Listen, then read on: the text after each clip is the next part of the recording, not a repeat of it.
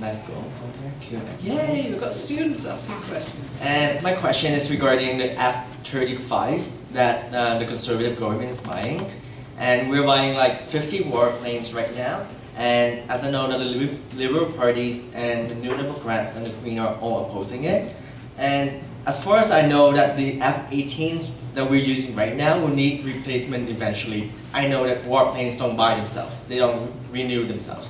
And Canadian international presence is not really awesome at the moment.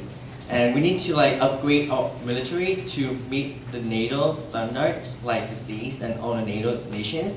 So what is your stance on upgrading our warplanes in the military? Okay, so military spending. Thank you. Alan, Wow, now that's a good question too. I think we haven't had the debate with respect to what kind of tools the military needs to do the job that Canadians see us doing, not only nationally and protecting our sovereignty, but also internationally. We've seen natural chaos, the inability to airlift supplies and water treatment equipment and so on. We've seen problems with the inability to bring people out of those areas where natural disasters have occurred. We've seen a differently evolving global role as we have been locked into this other tangent, which was a decision made by another government that was the kind of tool we need. I think this election is an opportunity to review all of that on an evidence-based, what does our military need, and what do we as Canadians want to see as our role in terms of carrying out our responsibilities. And I think that's what this election is all about. Thank you. First one, I want to say thanks for wearing pink. I know what you're doing it for. I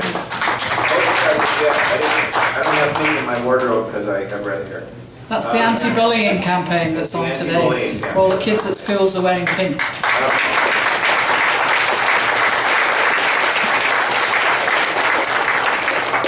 With regards to warplanes, who are we at war with? And why are we at war? Why are we not a peacekeeping nation? As we have grown to be. I'm not an expert on what planes the military needs to get peacekeeping materials to other countries. I'm not a general in the Army. I do know that $30 billion could be better spent on the people of York Southwest, and I think we'd all climb out of poverty if that was the case. But the Liberal answer is, we're going to get it for you wholesale.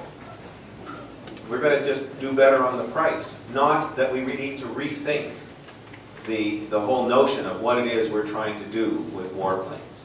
And so the NDP policy very clearly has been that we shouldn't be in Afghanistan in a war that's not ours. The NDP policy has clearly been that we should not be creating wars where wars aren't necessary. We should be defending people if necessary, defending ourselves, and keeping the peace as a UN force. Thank you.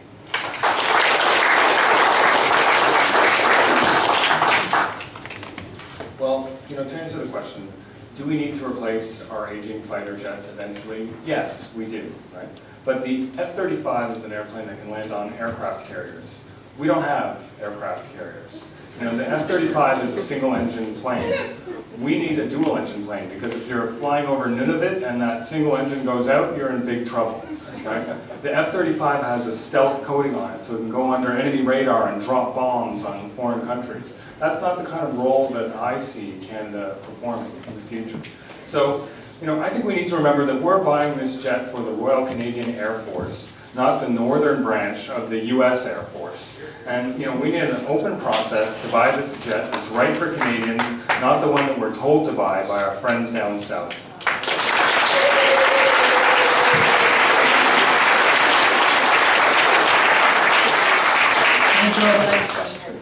All right. 327. 327. Maybe their question has already been asked. We've got some very good questions. 349. 349.